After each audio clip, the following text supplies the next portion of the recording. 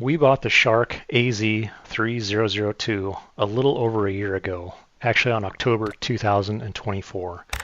And after more than a year of use on carpet, rugs, and tile, I'll run through what I have liked and what I still like, and some things that are just annoying to me. The first thing that you're probably wondering is it still a good vacuum? And I would say that yes, it is. After coming from the Dyson DC-33 that we had for over 15 years, I didn't think that anything else would really compare to it, and that it wouldn't move around as well as what that vacuum did. But this vacuum, after running it for over a year, still does a great job.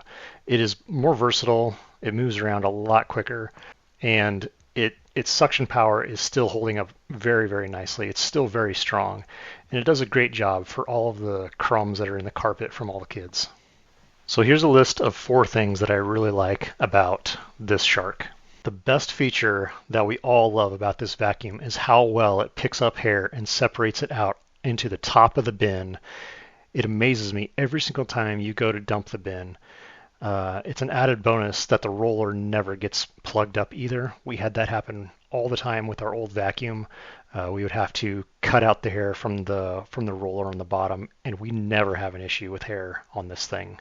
The bottom always stays clean, and the hair is always up top, separated from all the little junk and bits in the bottom of the bin. The second thing that we love is how portable this is in cleaning up the stairs. We have 2 flights of stairs, so it gets drug around the house quite a bit. By unhooking it from the main roller assembly, you're just left with the vacuum, and you have it right by your side with you all the time when you're climbing up and down the stairs, which makes it really nice. I was worried about these mounts when you reattach it to the actual unit, that they would start to wear down and start to get a little loose, but they've held up very solidly, and when you shake it, it doesn't rattle at all. The third thing that I like about this is something really simple, but it's just the on and off button. It's right on top of the handle, and it just makes sense. We have to use it all the time when the kids come to try to talk to us, so it's just nice just while you're there on the handle, you just hit the button and shut it off to talk to them. So that's a really nice feature. Some of the things that I don't like about this vacuum. First thing that I don't like about this vacuum is after 9 months, the wheels have started to make a little bit of a squeaking noise, which you can probably hear here. While the noise doesn't affect performance at all, the sound of those wheels just makes me want to pull them off and see what's going on. It's really annoying to me. The second thing that I just don't really enjoy about this vacuum is the power attachment that actually goes onto the handle. I thought I would really like it because it had been really nice for the stairs.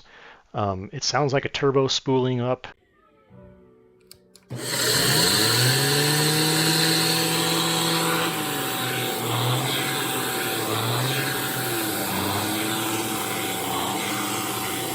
And it seems like it'd be really powerful. It's ran by forced air, and the only downside of that is when you start to put too much pressure on it, it just stops.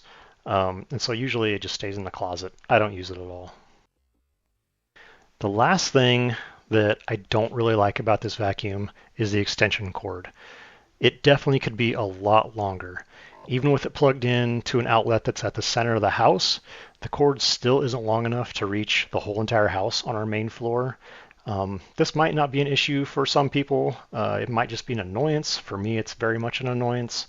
But that is one thing that I just don't like. Overall, though, I am still very happy with this vacuum.